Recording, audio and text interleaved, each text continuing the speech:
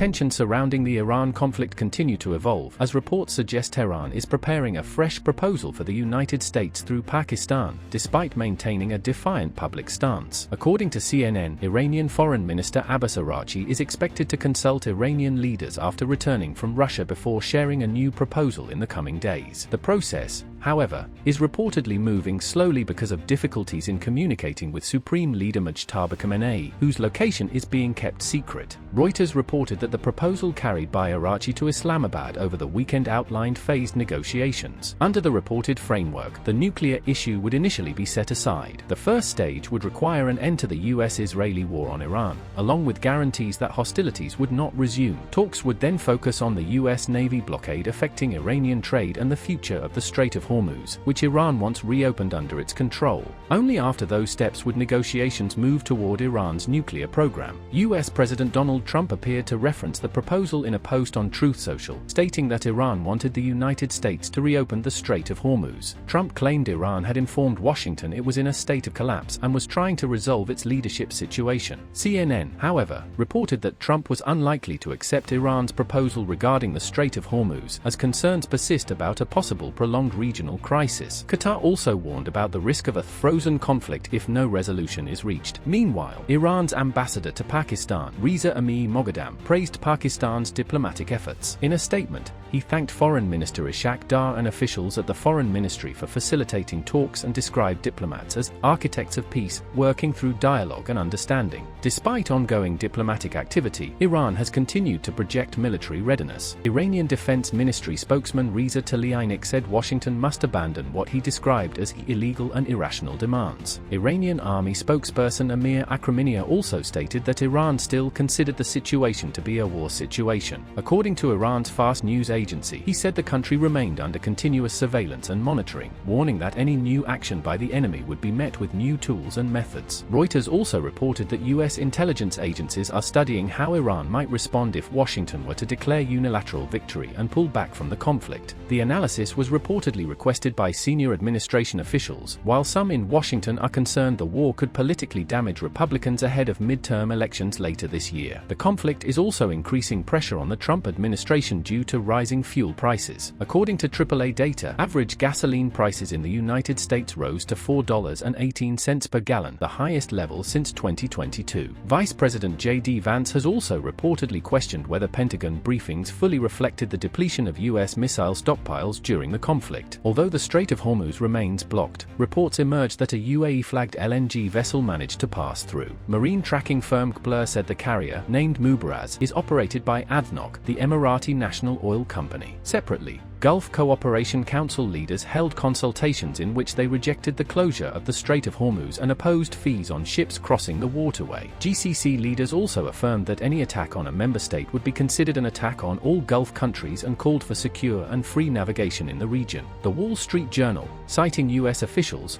also reported that President Trump had instructed aides to prepare for an extended blockade of Iran. According to the report, Trump believes continuing economic pressure and restricting shipping to and from Iranian ports carries less risk than resuming bombing campaigns or withdrawing from the conflict altogether. Reuters said it could not independently verify the report. During a White House state dinner attended by Britain's King Charles, President Trump also reiterated that Iran would never be allowed to acquire a nuclear weapon. Trump claimed the British monarch agreed with that position. However, King Charles himself did not comment on Iran during his remarks. Elsewhere in the region, Lebanese President Joseph Aoun condemned an Israeli strike in Maid al-Zoun that killed 3 civil defense workers while they were conducting a rescue mission after an earlier attack. According to Lebanon state-run national news agency, Aoun described the incident as part of repeated assaults targeting relief and first aid workers. Global markets are also reacting to the conflict. Reuters reported that gold prices remained largely steady as investors awaited comments from U.S. Federal Reserve Chair Jerome Powell regarding the war's economic impact. Spot gold edged slightly higher, while U.S. gold futures also posted modest gains. The Panama Canal Authority, meanwhile, said the conflict in the Middle East is expected to increase shipping traffic through the canal. Finance Chief Victor Vile stated that vessel crossings have already increased compared to the same period last fiscal year and said the trend is expected to continue until the Middle East situation is resolved.